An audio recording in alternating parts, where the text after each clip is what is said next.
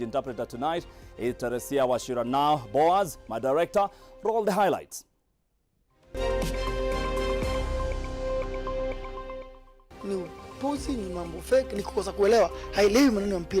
FKF President Nick Mwendwa and his FKF team ousted by Sports Cabinet Secretary AMINA Mohammed as Mwendwa hits back immediately.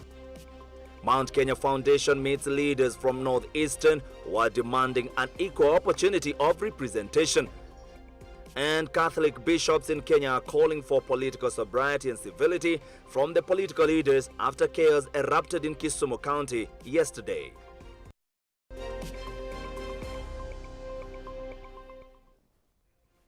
All right, welcome to the broadcast. Tonight we are starting with the sports, where Sports Cabinet Secretary AMINA Mohammed has disbanded the Football Kenya Federation FKF and appointed a caretaker committee which will run football affairs in the country for the next 6 months. However, FKF President Nick Mwendwa has hit back at AMINA, saying he will stay put.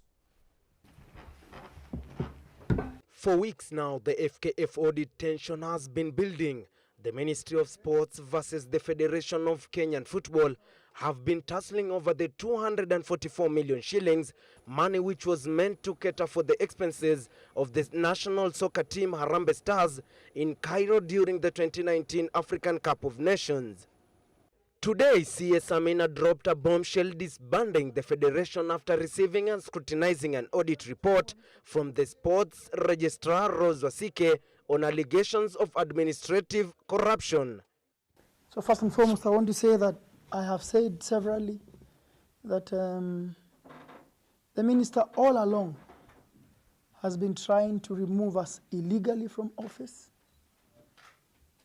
I want to repeat again that this action is illegal and wrong for a minister who is supposed to help sports in this country make progress, to entangle herself in football politics. We have known this from the first day when she issued a press release to inspect us. We are the only federation that has been inspected by any minister under the 2013 Sports Act. Over the past few years, the Football Kenya Federation has faced several governance issues that have been of great concern to the government.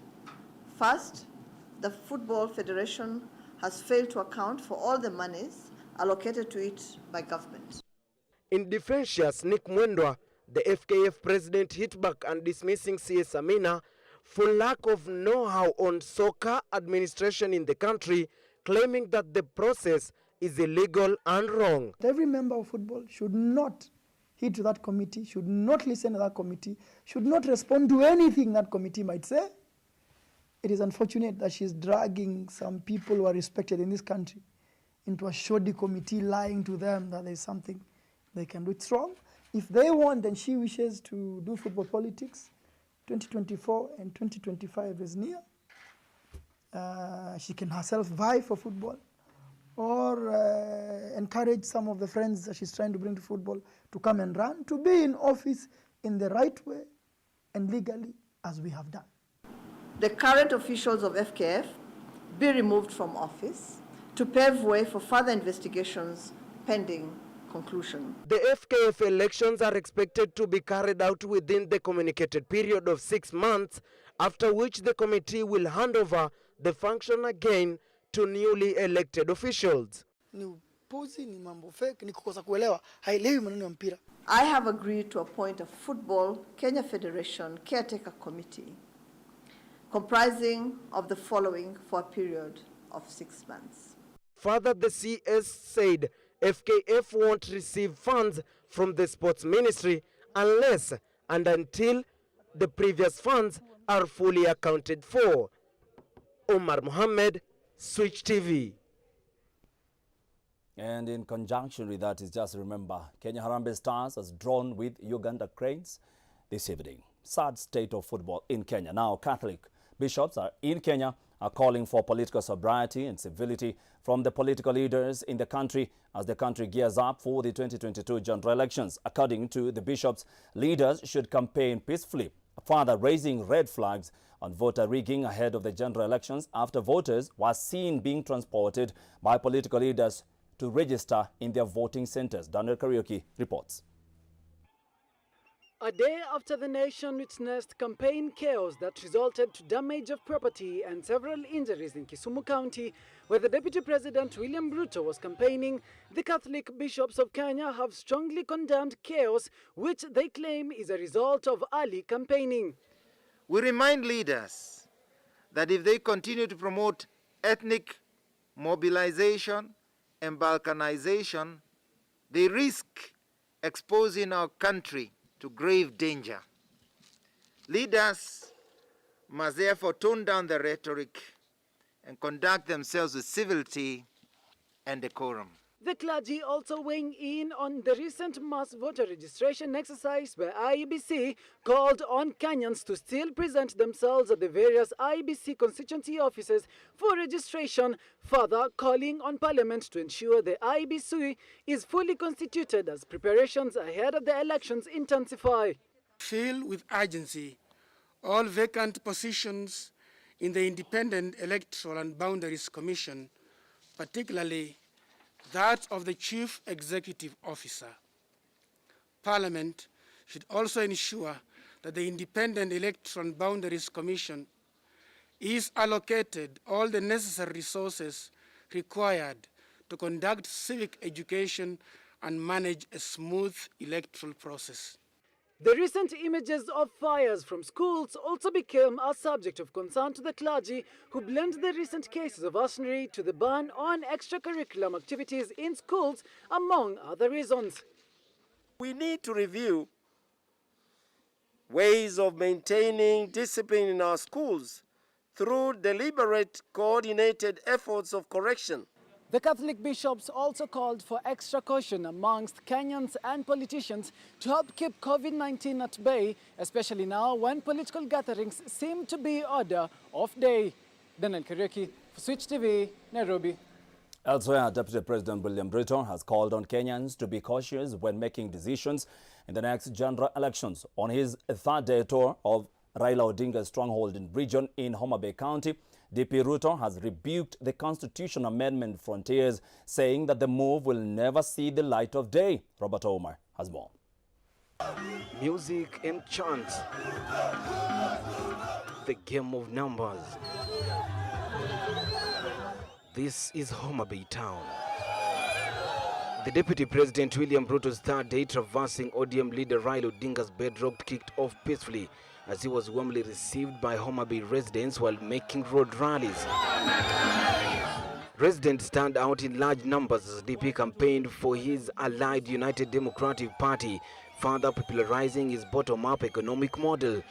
Ruto also continued hitting hard at his political rivals for advocating for a constitutional amendment through the Building Bridges initiative that has been declared null and void by the courts.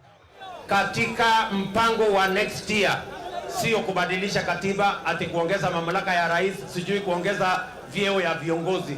Hapana. In backing up his presidential bid in the much anticipated 2022 general elections, Ruto says that his focus is mainly kicking out high rate of unemployment among the youth. Next year priority number 1 ni kuweka pesa ya serikali katika miradi na mipango itakayopatia hawa vijana wetu nafasi ya kuwa na ajira, wajisimamie ndio waweze kwenda mbele kama Wakenya wengine. Ruto further adding that only the choice of electing in the next government solely lies with wananchi. Nyinyi ndio kuamua ama wale wako kwa hoteli Nairobi? Si nyinyi ndio kuamua? Kama kuna interviews kila mtu akuja hapa afanywe interview na wananchi hawa. It is barely months before making a government shift and the hunting for the numbers continues. Robert Thomas, Switch TV. In other news, 3,000 delegates are expected to attend the 7th Annual Devolution Conference, which has been postponed twice due to the spread of COVID-19. The Council of Governors has said today and has met with different stakeholders to discuss modalities and execution of the 7th and final Annual Devolution Conference. Chapter Boyd with the details. The 2021 Devolution Conference will be held between November 23rd and 26th at MAKUENI Boys High School in MAKUENI County after being postponed twice due to COVID-19. The Council of Governors has today met with different stakeholders to discuss modalities and execution of the 7th and final annual Devolution Conference themed multi-level governance for climate action, subnational mobilization in unlocking the full potential of climate action during and after pandemics. This is a very important meeting coming after Glasgow because we are getting now an opportunity for discussion at the subnational level, particularly communities who are endangered in terms of the challenges of climate change. Cabinet Secretary for Devolution Charles Keter noted that the Council of Governors, in conjunction with the Ministry of Health, have already put in place strict measures to curb COVID-19 at the conference, which will be attended by 3,000 delegates. Vaccination rollout to all delegates will take place at the Council's office between 16th and 18th November. We wish to reiterate that there will be no on-site registration. Further, the online registration will be closed on 18 November 2021. Strict containment measures will be adhered to, including screening of the COVID-19 certificates at the conference. CS Keter also noted that the Council of Governors had initiated a tree growing initiative that saw 1.9 million trees planted in MAKUENI, Machakos, Kitui, Embu and Kajiado counties. During the conference, President Uhuru Kenyatta is expected to plant the 2 millionth tree. Kenya becomes the first country in the world to host a conference of equal magnitude to COP26 to discuss the global and national effects of climate change and mitigation measures. Chepto Boit, Switch TV. In other matters, as the world awaits to mark the World Pneumonia Day tomorrow, several technologies have been rolled out to tackle the increasing cases of childhood pneumonia in the country, as Sheila Ngetich is reporting. Nearly 9,000 children under the age of 5 succumbed to pneumonia from 2018 to date, which, if I break it down to you, that's approximately 1 child every hour. The COVID-19 pandemic saw a decrease in the reported cases of pneumonia amongst children under the age of 5. However, these statistics of the situation in the country are nothing to smile about. The most affected counties in the country being Narok, Samburu, West Pokot, Marsabit and Mandera counties. The Network on Child Health has scaled up strategies and interventions which improve child health outcomes, but we are not yet out of the woods. The statistics we are talking about still put us in the list of shame. During World Pneumonia Day, the World Prematurity Day is also recognized as it contributes to more than 7,000 neonatal deaths globally every day, according to the Ministry of Health. In order to ensure our preterm babies thrive and survive, the Ministry, through the Department of Family Health, has managed to scale up kangaroo mother care centers to 40 counties.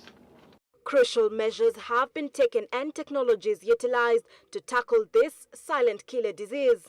Sincerely thank our members of Parliament for approving the breast milk regulations that were before Parliament yesterday.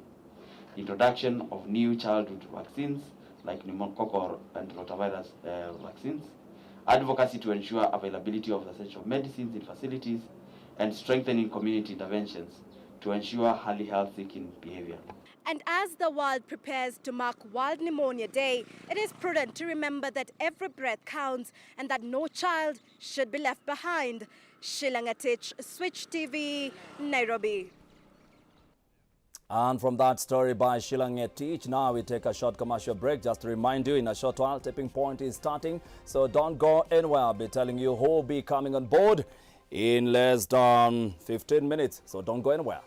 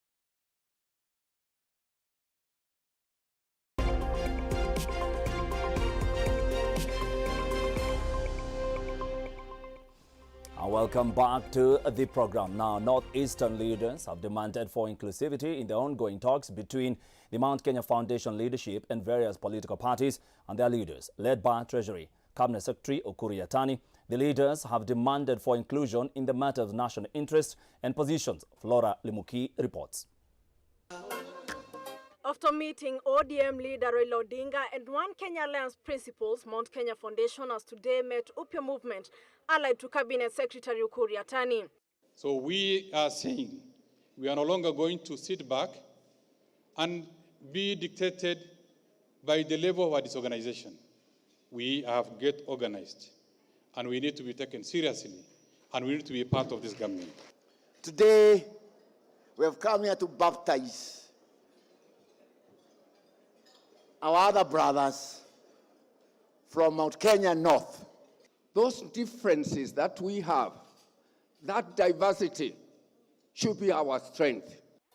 Contrary to other leaders who are seeking presidential endorsements from the business tycoons, the northern leaders are only interested in inclusivity in terms of core decision-making of matters of national interest. So the interest of the people of the ASEAN region is economic. Economic, number one, peace and security, number two, and three, national unity. The leaders have also called for togetherness of the vote-rich mountain region, which they term as divided. Na sisi si watu wa kununuliwa na shilingi 5. Tumesema 1 kilometer, 1 shilling. Twendeni pamoja. As you have pointed out, our region has been a bit untidy, and we are cleaning up. The meeting was attended by several governors, including Kiraitu Murungi of Meru, Embu's Martin Ombora, Mohamed Kuti of Isiolo, and Lee Kinyanjui of Nakuru, among others. With an aim to forge a good relationship between the Mount Kenya and Northern Kenya region, the Mount Kenya Foundation has today met with UPYA movement, which is mostly comprised of the leaders from the northern region, and the leaders are asking for inclusivity in terms of national matters. Flora Limuki, Switch TV. Thank you, Flora. You know, I've seen those leaders eating there, and I've been reminded during my days in the Kenya Police. Tulikuwa nasema kukula, kulala, kulalamika. In other matters, F.W. de Klerk, the former president of South Africa and the last white person to lead the country, has died at the age of 85. De Klerk, who was a key figure in the nation's transition to democracy, had been diagnosed with cancer this year. He was the head of state between September 1989 and May 1994. De Klerk released Mandela, his subsequent successor, from prison and negotiated a transition to democracy, ending a decade-long segregationist system that kept South Africa white minority in power over the black majority for generations. In 1990, he announced he was releasing anti-apartheid leader Nelson Mandela, leading to multi-party polls in 1994. The former president of South Africa, who stepped up to support democratic transition and end apartheid, and was awarded Nobel Peace Prize together with Nelson Mandela in 1993. Got on wonderfully well, best of friends.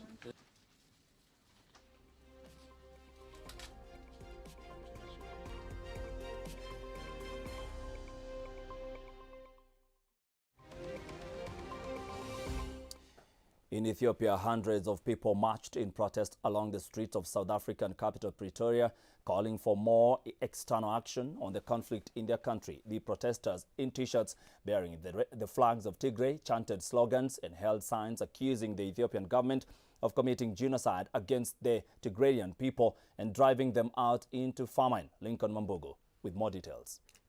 USA, take action! Take action! A few dozen Ethiopians, mostly from Tigray, held a demonstration calling for more external action on the conflict in their country. The protest was staged outside the embassies of the United States and the European Union in the South African capital, Pretoria. The demonstrators were clad in T-shirts bearing the flag of Tigray and waved US flags, also accused Addis Ababa of committing genocide, a claim dismissed by a joint investigation of the United Nations and the Ethiopian Human Rights Commission. Our people are dying because of hunger and the mass atrocities and killings and massacres. So we would like to remind the world that there is a need for collective security in the international system. there is a need for right to protect. We have the right to protect from this genocidal war. So the world need to act upon this.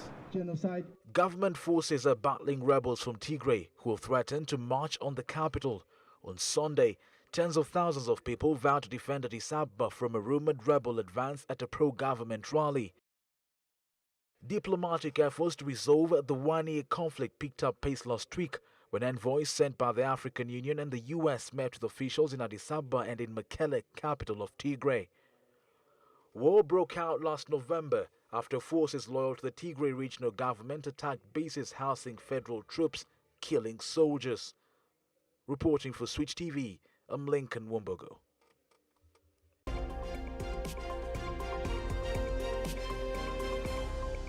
Matters Business. Kenya Electricity Generating Company PLC KENYANS has completed drilling the deepest geothermal well in Ethiopia, reaching a depth of 3,000 meters, surpassing a target of 2,750 meters. This marks the second of 8 geothermal wells KENYANS has been contracted to drill for the state-owned electricity producer, Ethiopia Electric Power Company, which delivered successfully amid COVID-19 pandemic. The KENYANS team is optimistic that the project, which is part of the company's diversification strategy, once completed, will help catalyze economic development in the Horn of Africa through provision of renewable energy, while at the same time increasing access to electricity.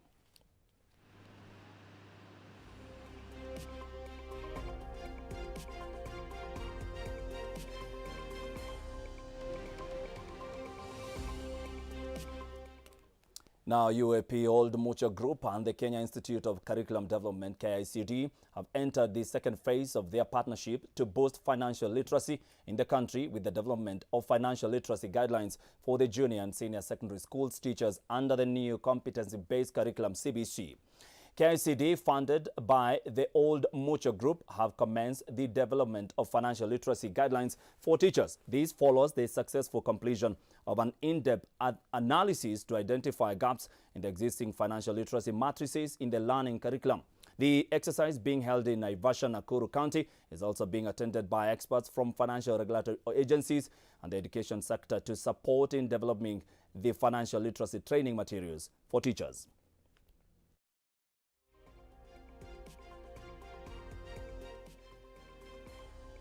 Remember, this thing is targeting teachers and learners.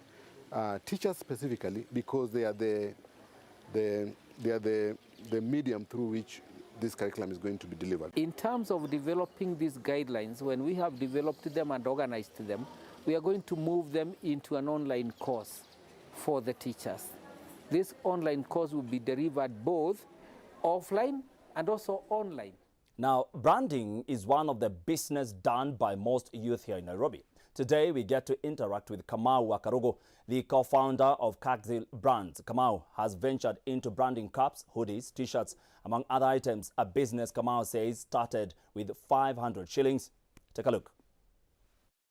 Kamau Wakarogo, the co-founder of KLERK Brands here in Nairobi, has been doing the branding business for a while. Despite studying journalism and mass communication in campus, he later decided to venture into branding. Well, KLERK Brands is an idea that nilikuwa nayo tangu kitambo, tangu nikiwa shule. Coming up with the idea of branding was conceived in 2014, but as a side hustle, which he says he only injected 500 shillings as a seed capital. To outsource almost everything, every other services I used to outsource from those people who have the machines to do this job. So basically, I can say maybe I started with 500 shillings ama kitu kama hiyo. After a while, the business peaked, forcing Kamau to expand by purchasing branding machine. For this machine, he says it costed him 35,000 Kenya shillings. Kamau purchases raw materials locally from River Road, Nairobi. With this business, he is able to sustain his family needs fully. Unlike any other business, challenges are inevitable. Coming up with a concept ambayo ita impress a client, mnaweza zunguka kwa muda kabla hajafikia ile satisfaction, because yako kwa wavelength nyingine ya mawazo na unafikiria hivi on your creative lines. Kamau says for anyone willing to do the business, patience is a key factor, because hauwezi anza saizi na ugrow. A business idea is not always far from you. Just look around, get the idea, and start it. Reporting for Switch TV, my name is Damaris Nyambura. Now, new modes of mobility, which is sustainable in nature and comes with a host of other modalities, is the new field of interest for many companies. One such fascinating idea revolves around urban air transport. Japanese company Ali Technologies has developed its urban commute-friendly personal hoverbike that is technically a vertical takeoff and landing aircraft and looks like a bike sitting atop a drone. Our very own Apollo James gives us a closer look.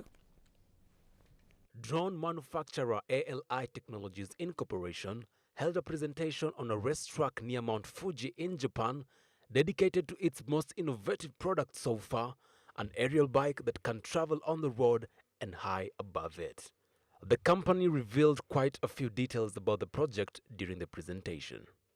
The hoverbike is called TURISUMO Limited Edition and is 3.4 meters long. It is also around 2.4 meters wide and just 1.5 meters tall.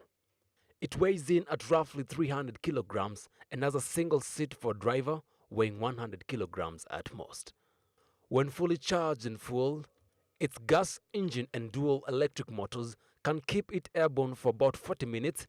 The speed maxes out at 100 kilometers per hour. Japanese legislation prevents hoverbikes from becoming street legal, however, as it primarily plans to market the vehicle to emergency response services, including rescue teams operating in hard-to-reach areas where aerial mobility could be crucial for success. The company aims to have manufactured 200 single-rider 300 kilograms hoverbikes by mid-2022. It is equipped with a conventional engine and 4 battery-powered motors. Apollo James, Switch Television.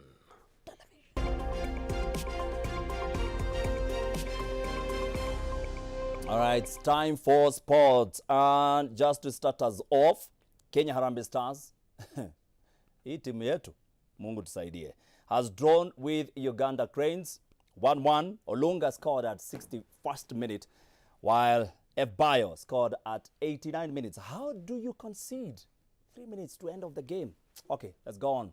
Former Harambee Stars and Luton Town FC player TAIWO Atieno has been appointed as the commercial director by the Kenyan Premier League Limited. The resolution to appoint TAIWO was made by the directors of the KPL on November 22nd, 2021. TAIWO played professional football for 15 years in England and USA, where he retired in 2013 and embarked on working in the private equity sector. In Kenyan football, for the last 12 years, from my observation, we've heavily relied on sponsorship to run a football business. If you look at any professional club in England, most of them, 95 of them, are limited companies. And if you look at their budgets, maybe 20%, 30% of their revenue comes from sponsorship. So I wouldn't necessarily put too much emphasis on sponsorship. We will be investing capital that can cover the CAPEX, which is obviously going to be the facilities, and the OPEX, which will be the operational costs over a 3 to 5 year period. So within that period, we will be looking at how we can invest in real estate assets. Now, 4 players have been called up to join the Kenya Rugby 15 squad in Pretoria, South Africa, after the team was hit by injuries in their last match against South Africa, curling champions last weekend. The players are loose head Ephraim Oduor, prop Joseph Odero, locks George Nyambura, and Brian Juma, all from Kabras Sugar, with the head coach Paul Odera confident that they will bring more competition in the squad.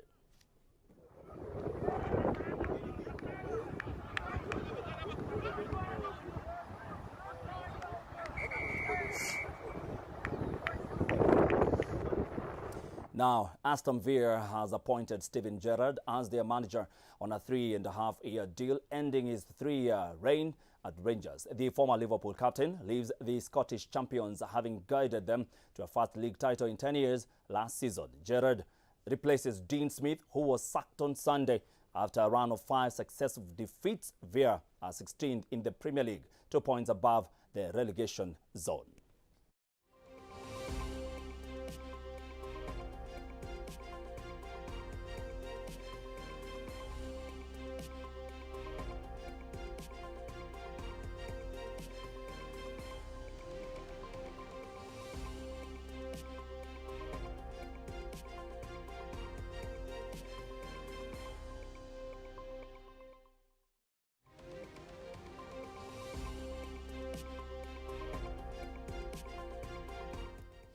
All right, and with that story from Aston Villa, we close the bulletin, but that's not it. We are not ending it there. Tipping Point is coming up in a short while. Right now in studio, guests have started arriving. We have Gloria. Gloria, how was your week? My week was fantastic. Yes. Yesterday there were chaos in Kisumu. Yeah, but we look at the positives. Look at the positives. Yes. All right, we'll be talking about that in a short while. Don't go anywhere. The show will be late. My name is Frederick Mwitiriri. My sign language interpreter tonight was Teresia Washira. Do have yourself a good night, but don't go anywhere. We're coming back for Tipping Point.